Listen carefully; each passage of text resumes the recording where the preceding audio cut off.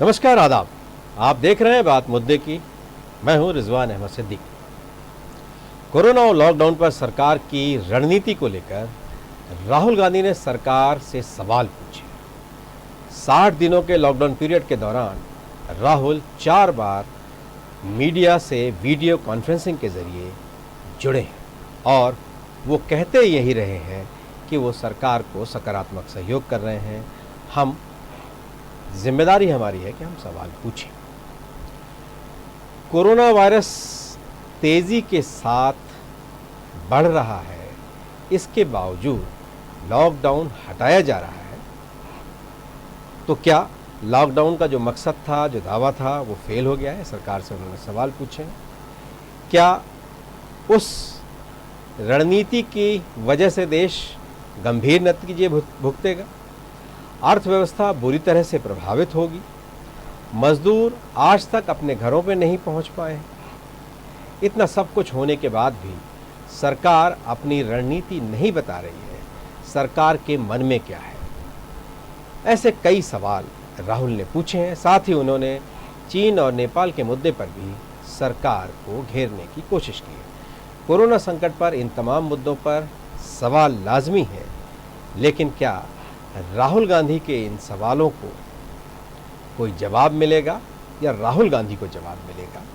इसलिए कि वर्तमान में जिस तरह की सियासत चल रही है उस पर यह होना आम है। जी हाँ, यही हमारा आज का विशेष, क्या है सरकार का प्लान।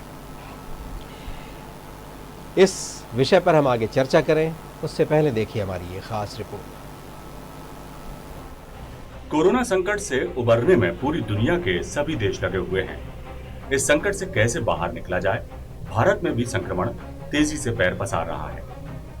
लॉकडाउन का चौथा चरण 31 मई को खत्म हो रहा है, पर कोरोना के मरीजों की संख्या अब तेजी से बढ़ रही है। मोदी सरकार ने लॉकडाउन किया कोरोना की चेन तोड़ने के लिए, पर कोरोना की चेन टूटी नहीं और तेजी से संक्रमण बढ़ता चला गया। क्या इस महामारी में लॉकडाउन फेल हो गया? राहुल गांधी कुछ यही कह रहे हैं। कांग्रेस नेता राहुल गांधी ने वीडियो कॉन्फ्रेंसिंग के जरिए मीडिया से बात की। उन्होंने कहा कि भारत दुनिया का अकेला ऐसा देश है जहां कोरोना वायरस तेजी से बढ़ने के बावजूद लॉकडाउन हटाया जा रहा है। लॉकडाउन का मकसद फेल हो चुका है, देश इसके नतीजे भुगत रहा है। राहुल ने कहा कि 4 फेज के लॉकडाउन के बाद भी वो नतीजे नहीं मिले जिनकी उम्मीद प्रधानमंत्री कर रहे थे। नरेंद्र मोदी जी ने कहा था कि 21 दिन में कोरोना की लड़ाई जीती जाएगी। 4 लॉकडाउन हो गए, तकरीबन 60 दिन हो गए। हिंदुस्तान पहला देश है जो बीमारी के बढ़ते वक्त लॉकडाउन बंद कर रहा है। चाहे वो जापान हो, चाहे वो कोरिया हो, चाहे वो जर्मनी हो, फ्रांस हो, सब के सब ने लॉकडाउन जब बंद किया, जब बीमारी घटनी शुरू हुई। तो यह बात क्लियर है, स्पष्ट है कि हिंदुस्तान का लॉकडाउन फेल हुआ है। इसके साथ ही राहुल गांधी ने मोदी सरकार से कई सवाल भी पूछे और कुछ सुझाव भी दिए। केंद्र सरकार प्रवासियों की मदद के इंतजाम बताए। अब सरकार बताए कि आगे क्या प्लान है। लॉकडाउन खोलने की स्ट्रेटजी में प्रवासियों और राज्यों की मदद के क्या इंतजाम है? गरीबों के हाथ में पैसा पहुंचना जरूरी है। आम लोगों और इंडस्ट्री को आर्थिक मदद नहीं मिली तो नतीजे खतरनाक होंगे। केंद्र को राज्यों की भी मदद करना चाहिए। इसके बिना कांग्रेस शासित प्रदेशों को दिक्कतें आएंगी। बॉर्डर के मुद्दे पर भी सरकार पारदर्शी नहीं है। स्थिति साफ है, राहुल गांधी की ये तीर लगातार जारी है। लॉकडाउन के बीते 60 दिन में ये राहुल ने चौथी बार प्रेस कॉन्फ्रेंस कर मोदी सरकार से सवाल किए हैं। इस दौरान उन्होंने 2 बार नेशनल मीडिया से और 2 बार रीजनल मीडिया से भी बात की। लॉकडाउन कब खुलेगा, सरकार कोरोना संक्रमण रोकने को लेकर कितनी सफल रही, ये जानने का सभी का मन है। तो वहीं महाराष्ट्र सहित कई कांग्रेस शासित राज्यों में कोरोना को लेकर क्या कदम उठाए, ये भी बड़ा सवाल है। News world desk.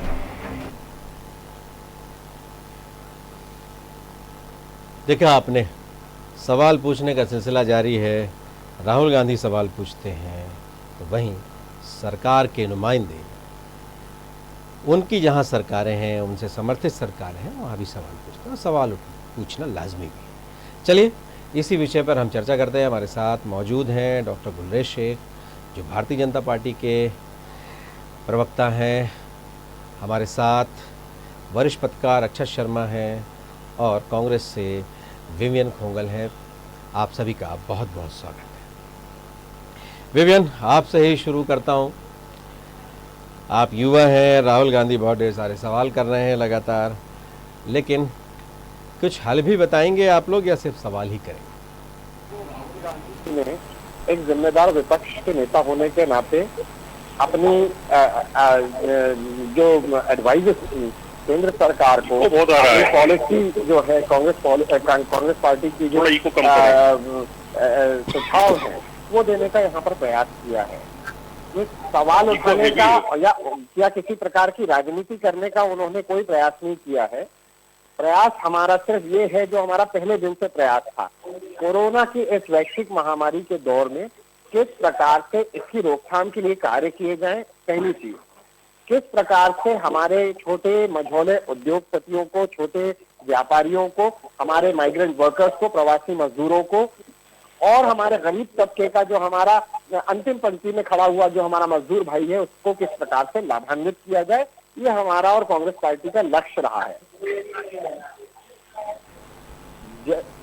जो हमारी अर्थव्यवस्था कोरोना के कारण पिछले 60 दिनों से जो हमारी अर्थव्यवस्था पटरी से उतर चुकी है, स्टैंड स्टिल पर आ चुकी है, ठहर चुका है पूरा देश आर्थिक गतिविधियों के मामले में, उन आर्थिक गतिविधियों को किस प्रकार से पटरी पर लाया जा सकेगा और जो जूझ रहे हैं आर्थिक तंगी से, आर्थिक बदहाली से, वो हमारा गरीब भाई, उसको किस प्रकार से लाभान्वित किया जाएगा, ये राहुल गांधी जी का उद्देश्य रहा है।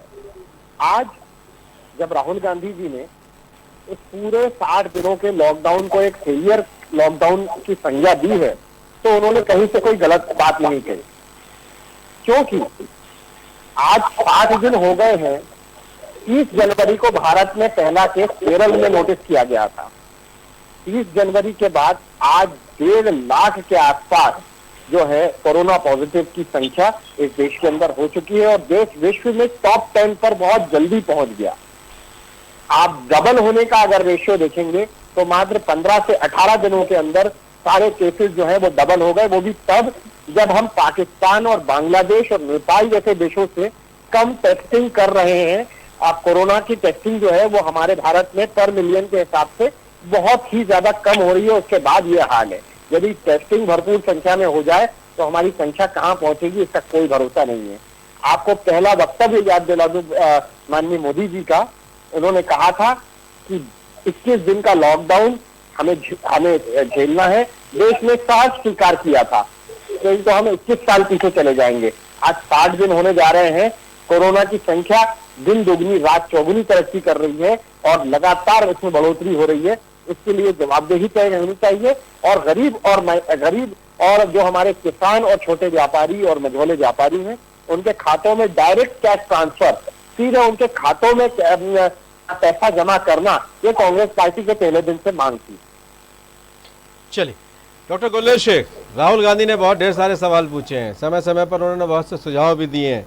उन्होंने कुछ बड़े अर्थशास्त्रियों से भी चर्चा की और उस चर्चाओं को भी उन्होंने सार्वजनिक किया, सरकार तक पहुंचाया, गरीबों से भी मिलने गए, श्रमिकों से भी मिलने गए। क्या सवाल बहुत हैं उनके, कुछ जवाब देंगे? देखिए, सबसे पहले तो मैं ये कहूंगा कि आपका जो हेडलाइन चल रही थी अभी कुछ दिन पहले कि सरकार का क्या प्लान है। सरकार का प्लान जो है वो शुरू दिन से वही है, आज भी वही है और आगे भी वही रहेगा कि अर्थव्यवस्था को कम से कम चोट पहुंचे और जानों को ज्यादा से ज्यादा बचाया जा सके, इर्रिस्पेक्टिव कि मम्मीज बॉय क्या कह रहे हैं। जहां तक अभी कांग्रेस के जो प्रवक्ता महोदय कह रहे थे कि जांचों का विषय और डबलिंग रेट की बात कर रहे हैं कि मल्टीप्लिकेशन रेट कितने दिन में हो रहा है, तो थोड़ा सा इन्होंने आंकड़े की बात नहीं की, मैं आंकड़ों से बात करता हूं हमेशा और प्रवक्ता का कार्य भी वही होता है। देखिए, जब हमने लॉकडाउन किया था तब हमारे यहाँ जो जांचें मैक्सिमम हो रही थी आरंभ में पूरे देश में प्रतिदिन 20,000 के दर पर हो रही थी, उसको हमने इस कालांतर के अंदर इस 1.25 लाख पर लाके खड़ा कर दिया। जो हम उस समय एक भी पीपीई किट नहीं मैन्युफैक्चर कर पा रहे थे, आज हम 1.25 लाख से ज्यादा पीपीई किट N95 मास्क बना रहे हैं। हम स्वदेशी जो एंटीबॉडी टेस्टिंग किट्स है वो बनाने बस कुछ ही दिनों में सबके पास स्वदेशी पहुंच जाएगी। अब हम उसके लिए चीन या दक्षिण कोरिया या फिर जर्मनी के ऊपर डिपेंडेंट नहीं रहे हैं। जहां तक डबलिंग रेट का विषय है, जब लॉकडाउन का आरंभ हुआ था तब यह 5 दिन था, अब लगभग 14 से 15 दिन पहुंच चुका है। तो ये जो बातें कर रहे हैं केवल राजनीति है, बिल्कुल कांग्रेस के तरफ का झूठ बोल रहे हैं कि राजनीति नहीं है। जहां तक अकाउंटेबिलिटी का विषय है, डेफिनेटली हमारा यह मत है कि अकाउंटेबिलिटी फिक्स होना चाहिए, सरकारों को अकाउंटेबिलिटी के साथ जवाब भी देना चाहिए और हम देते भी है, जैसे मैं अभी दे रहा हूं। लेकिन जो राहुल गांधी जी की प्रेस वार्ता थी उसमें थोड़ा सा आप डिस्कशन कीजिए। उसमें उन्होंने पत्रकारों से ये बात भी की है कि जो हमारे राज्य है उसमें उन्होंने गिना दिए, कांग्रेस शासित राज्यों को उन्होंने गिनाया, पंजाब है, राजस्थान है, छत्तीसगढ़ है, पुडुचेरी है। उन्होंने महाराष्ट्र को नहीं गिनाया, उन्होंने झारखंड को नहीं गिनाया। और जब तक आप बातें कर रहे हैं कि 1.25 लाख केसेस हो गए, इतने केसेस हो गए, इसमें लगभग 50,000 तो महाराष्ट्र में ही है। यदि आप आंकड़ा खोल के देखें तो कांग्रेस शासित प्रांतों के 50% या उससे ज्यादा केसेस कांग्रेस शासित प्रदेशों के हो जाएंगे। उसकी अकाउंटेबिलिटी कौन फिक्स करेगा? नहीं कर रहे। हम तो हर चीज की अकाउंटेबिलिटी फिक्स कर रहे हैं। यदि आप कह रहे हैं कि पूरे हिंदुस्तान में 1.25 लाख केसेस हैं और आपकी सरकार ने, केंद्र सरकार ने गलती की है, तो थोड़ा सा आप महाराष्ट्र पर प्रकाश डाले। 50% केसेस इतने कम जो स्टेट्स हैं उनकी वजह से क्यों हो रहे हैं, जो कि कांग्रेस के शासित प्रदेश में, कि सीधे दिखाता है कि कुछ ना कुछ समस्या है, इनके कार्यशैली में समस्या है, इनकी गवर्नेंस में समस्या है। और राहुल गांधी अपने आप को उससे दूर कर रहे हैं, क्योंकि महाराष्ट्र का नाम नहीं ले रहे वे बिल्कुल भी नहीं बोल रहे कि महाराष्ट्र में हमारी सरकार है। मतलब उन्होंने तो यहाँ तक पहुंच गए वे कि खुद की नेतृत्व वाली सरकार में और गठबंधन की सरकार में भी उन्होंने अंतर करके दिखा दिया। हम नहीं करते कि महाराष्ट्र की बिहार में किसकी सरकार है, हम कहते हैं बिहार में हमारी सरकार है, लेकिन राहुल गांधी अकाउंटेबिलिटी के विपरीत है। बिल्कुल डॉक्टर गुलेशेख, पॉलिटिकल आपने जवाब बहुत ढेर सारे दे दिए, ममीज बॉय से लेकर बहुत कुछ आपने बता दिया, लेकिन कुछ सवाल जो उठे हैं उस पर भी कुछ जवाब दे दीजिए। कैसे करेंगे, देश की अर्थव्यवस्था कैसे ठीक करेंगे, आने वाले वक्त में कैसे निपटेंगे? जब आपने लॉकडाउन शुरू किया था आपने कहा था 21 दिन में सब ठीक हो जाएगा, चौथी बार कर चुके हैं, और कितनी बार करना पड़ेगा? राहुल गांधी ने तब भी कहा था कि ये पॉज बटन है, लेकिन अब तो बहुत तेज़ी के साथ चीज़ें बढ़ रही हैं। महाराष्ट्र में 31,000 के आसपास हैं, जैसा कि विवियन कह रहे हैं देश में 1.5 लाख के आसपास हैं।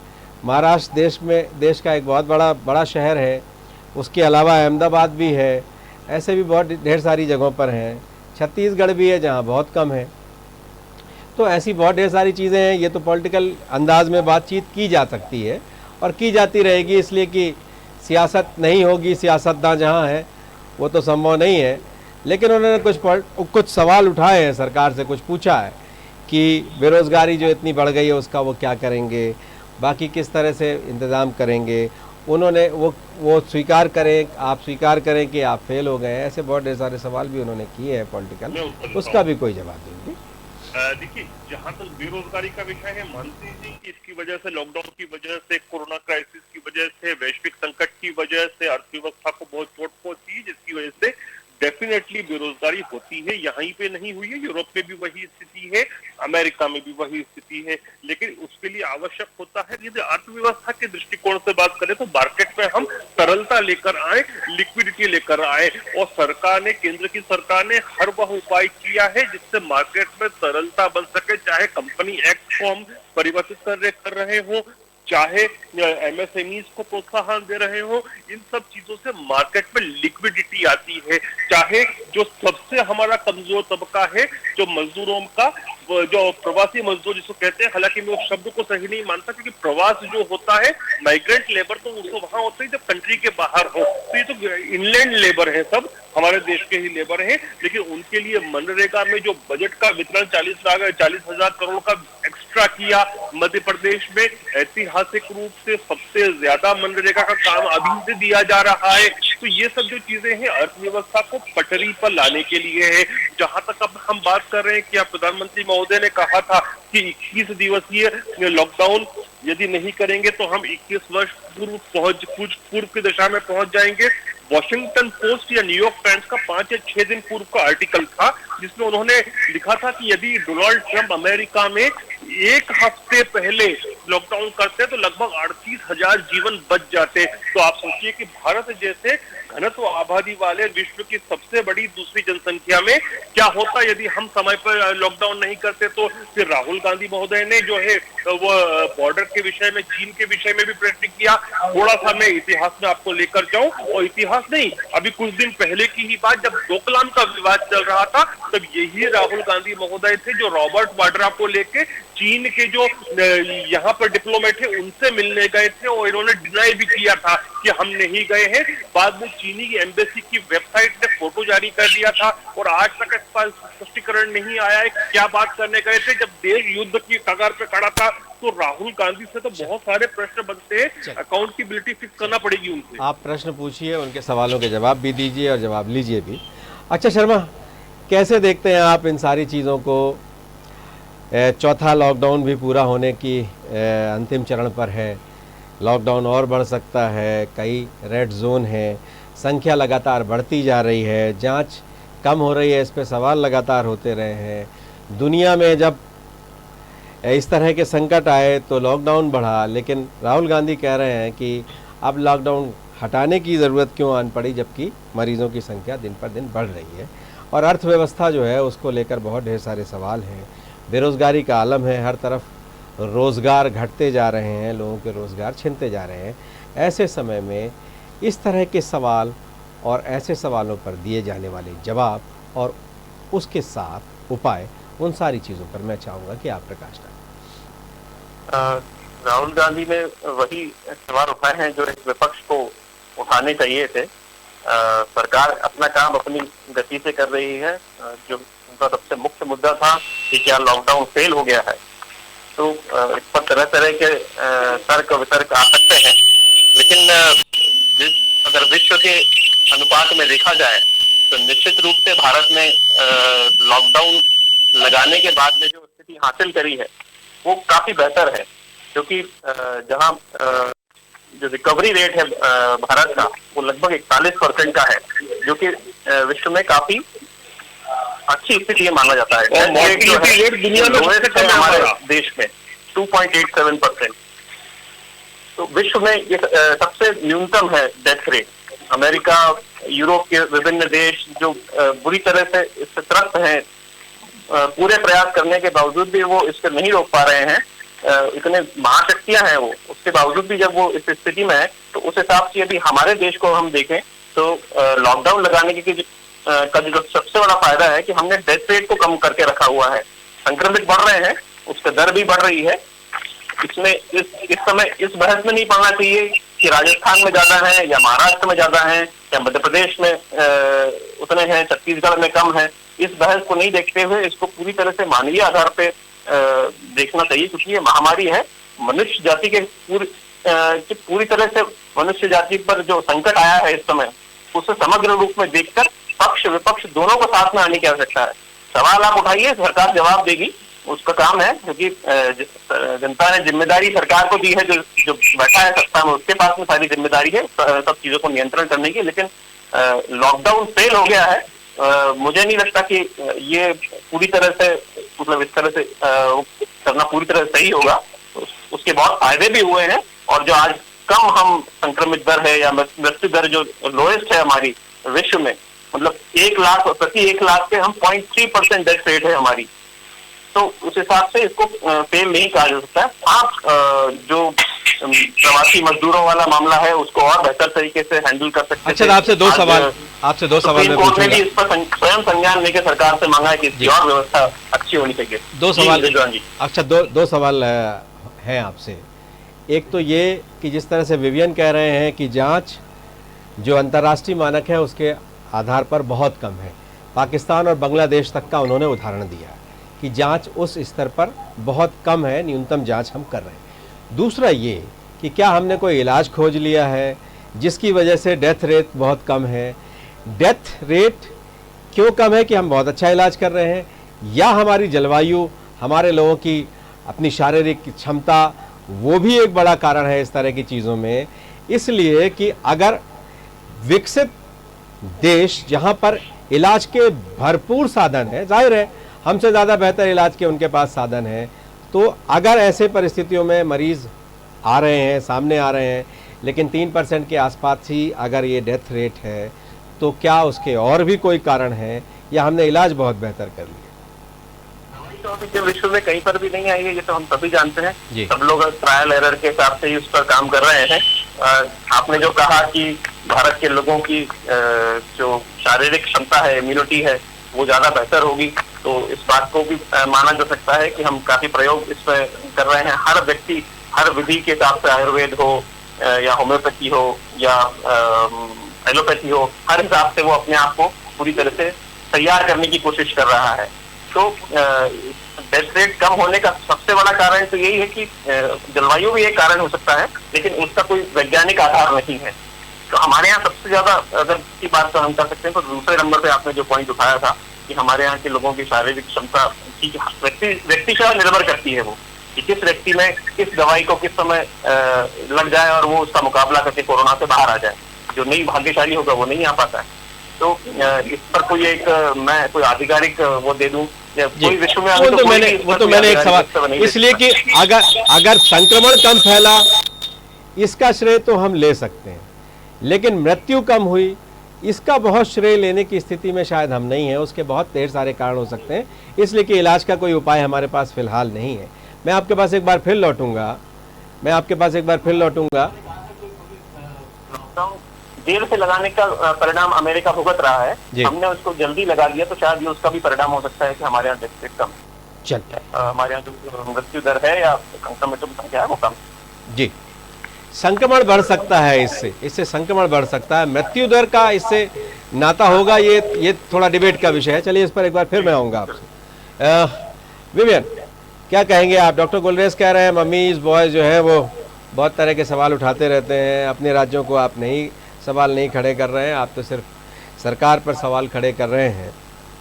और इन सब के साथ काम बहुत अच्छा हो रहा है, जांच बहुत अच्छी हो रही है और इलाज बहुत अच्छा हो रहा है, और दुनिया में जिस तरह के जो उदाहरण हैं उनके हिसाब से हम बेहतर काम कर रहे हैं। रिजवान जी, कांग्रेस प्रवक्ता से मैं कहूँगा आंकड़ाबद्ध बात करें। विवियन से मैं पूछ रहा हूँ आंकड़े तो आपने सब तकरीबन सब दे ही दिए हैं। डॉक्टर गुलरेज शेख आपने दे ही दिए सारे आंकड़े। जी बोलिए विवियन। रिजवान भाई, आप समझने का प्रयास कीजिए। जी, मुझे मत समझाइए, आप तो दर्शकों को समझाइए। राजनीति करना या किसी भी प्रकार का अनर्गल आरोप सरकार के ऊपर लगाना, ये हमारा मकसद पहले दिन से नहीं है। कांग्रेस पार्टी इस बात को बहुत अच्छी तरीके से समझती है कि आज वैश्विक महामारी के दौर में हम लोगों के सामने, पूरे एक राष्ट्र के सामने एक सामूहिक चैलेंज है कोरोना, और उसके साथ में हम एक विकासशील देश है, एक अर्थव्यवस्था जो हमारी बेपटरी हो गई है, इसको पटरी पर लाने का भी एक बहुत बड़ा चैलेंज हमारे सामने है। इसीलिए राहुल गांधी जी ने सीधा अपने स्पष्ट शब्दों में सरकार से हमारी पहले दिन से जो हमने मांग रखी थी वो ये रखी थी कि डायरेक्ट कैश ट्रांसफर कीजिए, और ये हमने निराधार बात नहीं की थी।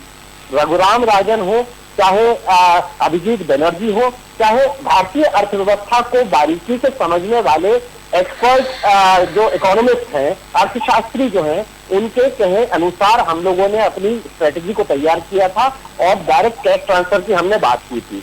अब आ जाता हूं मैं इस विषय पर कि 30 जनवरी को भारत में जब पहला केस आया था, उस समय से लेकर लॉकडाउन लगने का जो हमारा मार्च के अंत तक का, 20 मार्च के बाद तक का जो हमारा समय था, लगभग 2 महीने का समय, उस समय हमारी क्या प्लानिंग रही और हमारी क्या तैयारियां रही, ये सबसे बड़ा सबसे बड़ा प्रश्न चिन्ह खड़ा करता है कि 2 महीने का जब समय मिला था तो भारत सरकार ने, केंद्र सरकार ने सारे एयरपोर्ट्स को सील क्यों नहीं किया, और क्यों बाहर के देशों से लोगों को यहाँ पर आने दिया, और क्यों उस समय में जांचें नहीं की गई।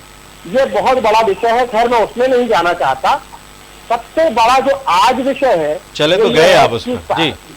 कि 60 दिनों से जो हमारा छोटा व्यापारी एक नए पैसे का कमाई नहीं कर पाया, जो हमारा मजदूर जिसे काम और रोजगार नहीं मिल पाया है, वो 60 दिनों तक अपने बच्चों का पेट किस प्रकार भर रहा होगा। हमारे देश में ऑलरेडी सीएमआई की रिपोर्ट ये कहती है कि बेरोजगारी चरम सीमा पर थी, 45 साल में सबसे ज्यादा थी। और जो आज के समय में पिछले 2 महीने में एक रिपोर्ट ये कहती है कि पिछले 2 महीने में करीब 2.25 करोड़ लोग इस देश के अंदर बेरोजगार हो गए।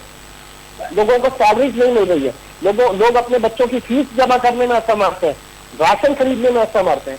ये सारी चीजों को व्यक्तिगत रखते हुए सरकार की क्या प्लानिंग है, किस तरीके से हम लोग आगे आने वाले समय में अर्थव्यवस्था के चैलेंजेस को डील करेंगे, ये सारे चैलेंज आज हमारे सामने हैं।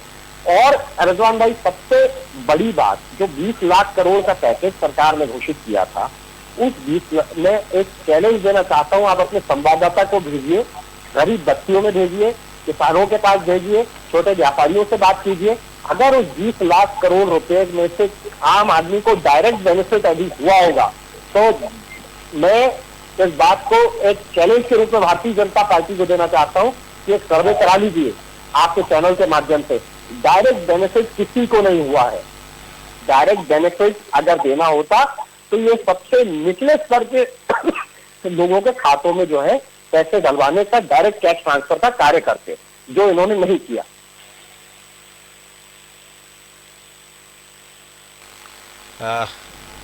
आपके सवालों का जवाब लेंगे हम डॉक्टर गुलरेज शेख से, लेकिन एक बार फिर हम अपने दर्शकों को बता दें कि राहुल गांधी ने सवाल क्या किए, क्या है सरकार का प्लान, ये राहुल गांधी पूछ रहे हैं और यही हमारा आज का प्रोग्राम है। और सरकार के नुमाइंदों से भी हम पूछेंगे। डॉक्टर गुलरेज शेख, आप कह रहे थे कि पीपीई किट नहीं बनती थी हमारे देश में, विवियन कह रहे हैं 2 महीने का आपके पास समय था, आपसे आशय मेरा सरकार के पास था, सरकार के पास 2 महीने का समय था, देश में एक भी पीपीई किट नहीं बन रही थी, मास्क नहीं बन रहा था। वैसे हमारी जानकारी के हिसाब से बहुत ढेर सारा सर्जिकल सामान जो है वो देश से बाहर हम निर्यात करते रहे हैं, लेकिन चलिए पीपीई किट हम नहीं बना रहे थे जैसा आप कह रहे हैं। तो इन 2 महीनों में हम क्यों नहीं तैयारी कर पाए? हमें तो मालूम था, पूरी दुनिया की दशा हम देख रहे थे, हम 2 महीने में क्यों नहीं बना पाए? लॉकडाउन के बाद ही हमने बनाया और हम लॉकडाउन के बाद ही उसका जिक्र कर रहे हैं। और इसके अलावा भी विवियन और बहुत ढेर सारे सवाल खड़े कर रहे हैं, क्या कहेंगे उस पर? रिजवान जी, प्रश्न सही है आपका, और हो सकता है कि 1-2 दिन तारीख बताने में मुझसे कुछ चूक हो जाए, क्योंकि स्मरण में कई बार होता है कि 1-2 दिन चूक जाते हैं।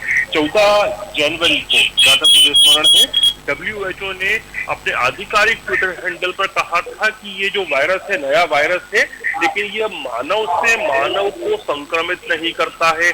फिर 20 फरवरी को जब कुछ देशों ने कोशिश की कि चाइना से जो फ्लाइट्स आ रही थी उनको रोक दिया जाए, तो उस पर WHO ने फिर उस पर लिखा कि नहीं, आपको चाइना से जो फ्लाइट्स है उसको नहीं रोकना चाहिए, इससे कोई फर्क नहीं पड़ रहा है। तो आप ये देखिए कि इसके ऊपर तो प्रश्न उठ रहे हैं दुनिया भर में कि क्या समझने में गलती हुई, क्या चाइना के सपोर्ट किया गया WHO के द्वारा, जिसकी वजह से पूरी की पूरी दुनिया भ्रमित रही और इतना व्यापक रूप से फैला। डॉक्टर गुलरेज, आप एक डॉक्टर हैं, डॉक्टर गुलरेज आप एक डॉक्टर भी हैं। केरल ने समझ लिया, देश ने नहीं समझा, ऐसा क्यों हुआ हमारे साथ? केरल के मुख्यमंत्री को हम ज्यादा समझदार, ज्यादा संवेदनशील, ज्यादा योग्य मान लें? देश को नहीं समझ में आया, केरल को समझ में आ गया था, उसने पहले से वो सारी तैयारियां कर ली, उसने उसको युद्ध स्तर पर लड़ा, बड़ा बजट खर्च किया और उन्होंने लड़ दिया।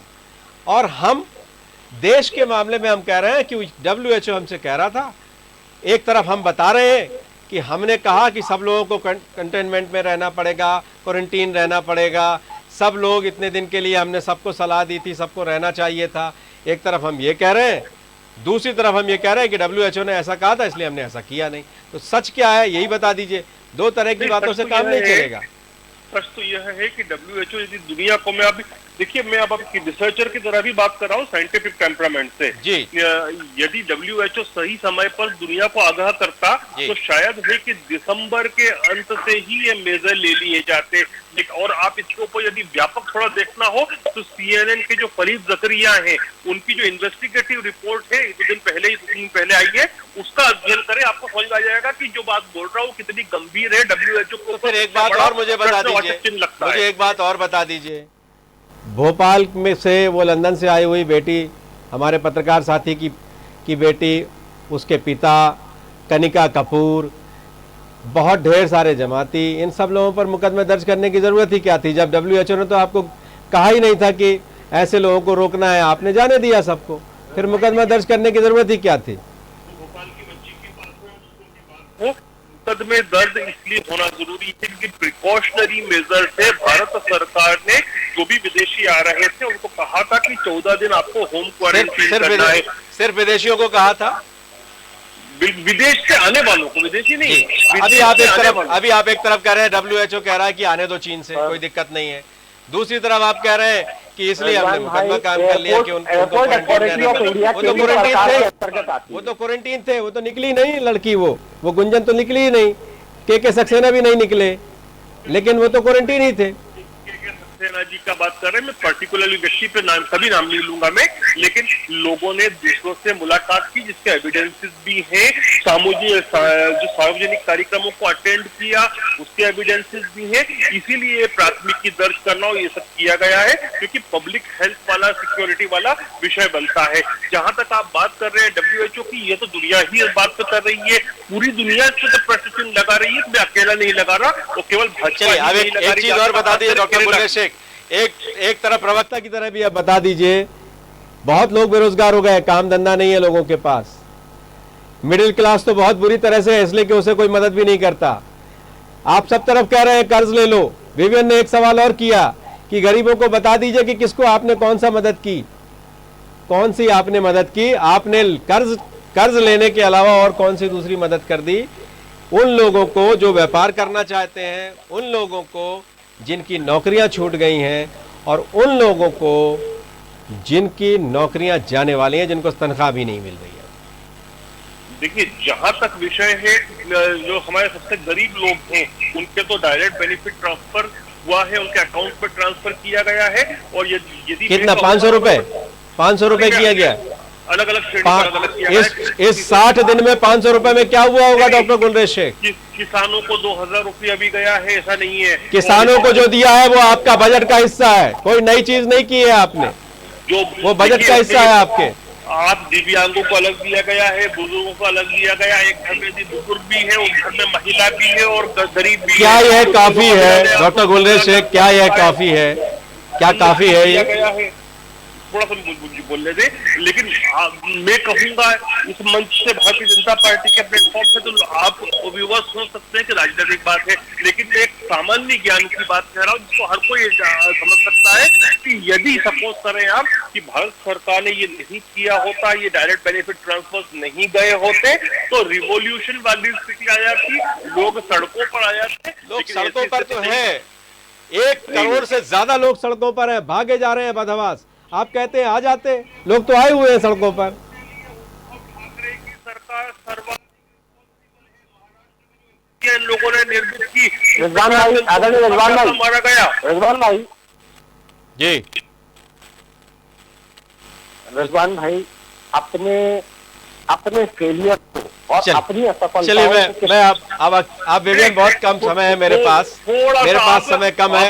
अक्षत जी के एक्सपर्ट कमेंट ले लेता हूं मैं इसका। आप राहुल गांधी जैसे तो नहीं है, मैं जानता हूं कांग्रेस के प्रवक्ता विवियन जी जो है राहुल गांधी नहीं है जो सीधे डॉज कर देंगे और उन सरकारों की रिस्पॉन्सिबिलिटी भी नहीं लेंगे, आप जो मानेंगे भी नहीं कि उनकी सरकार है। आप लोग अपनी असफलताओं को दूसरी दिशा में मोड़ने में बहुत ज्यादा माहिर और बहुत ज्यादा एक्सपर्ट लोग हैं।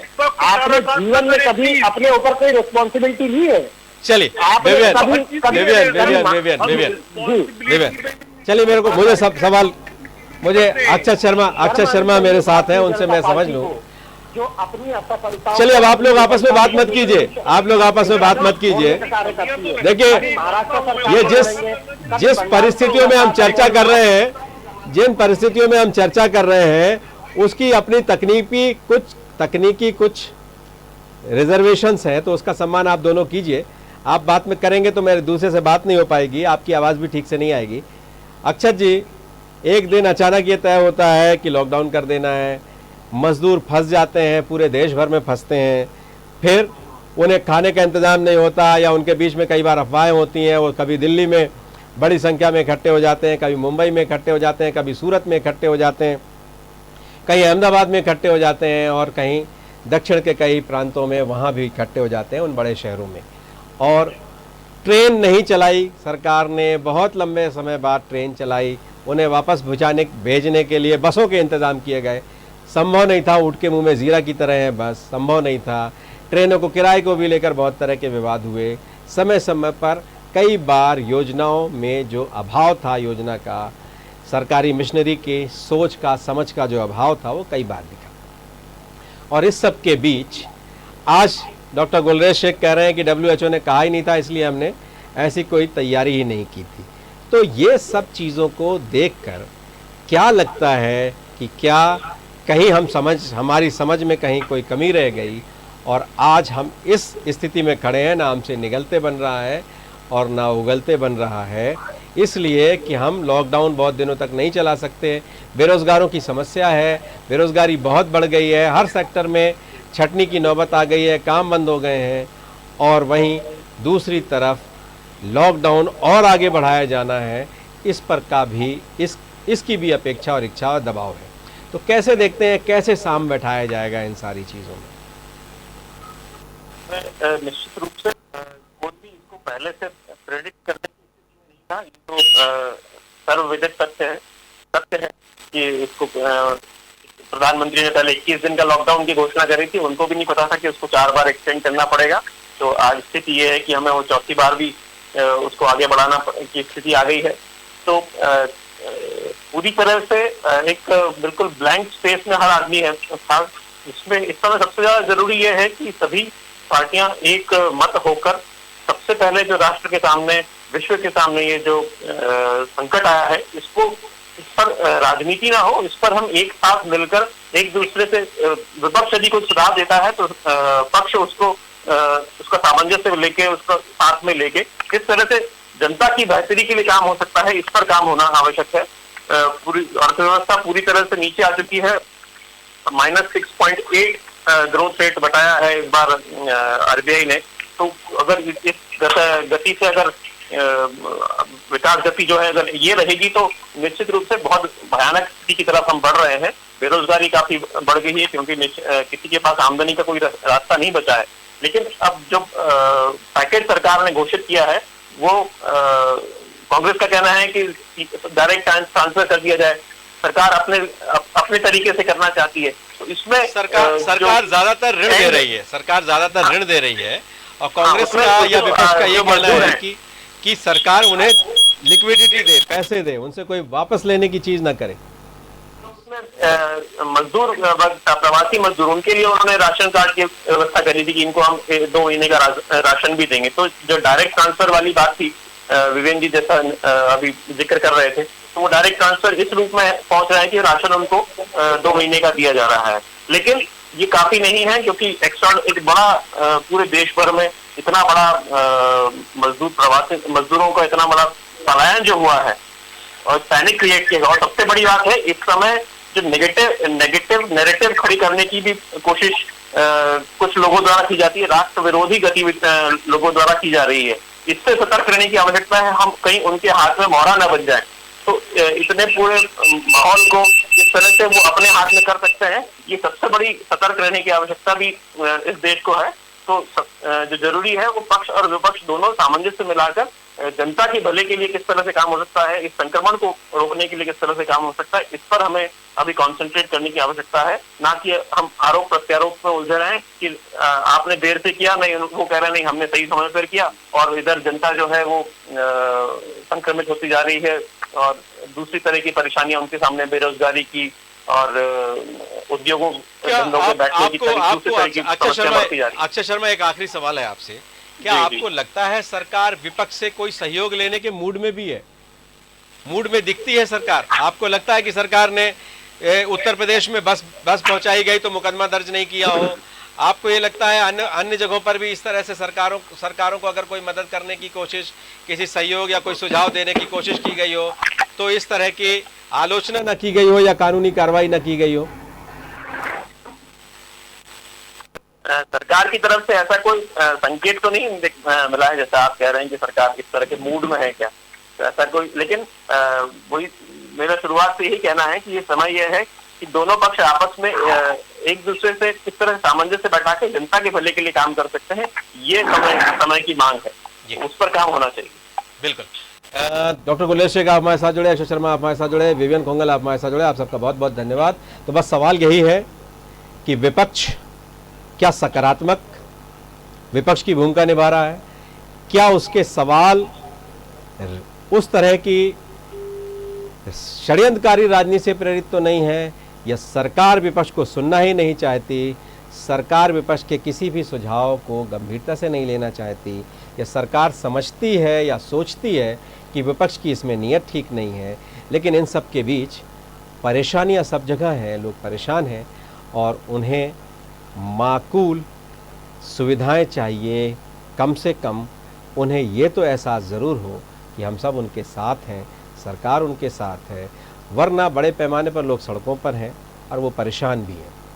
और आने वाला वक्त जाहिर है संक्रमण के साथ हमें जीना पड़ेगा, जैसा हमारे प्रधानमंत्री कह रहे हैं, तो आने वाला वक्त और कितना कठिन होने वाला है और इसका इलाज क्या होगा, रोज़गार के क्या उपाय होंगे, ऐसे बहुत से सवाल हैं।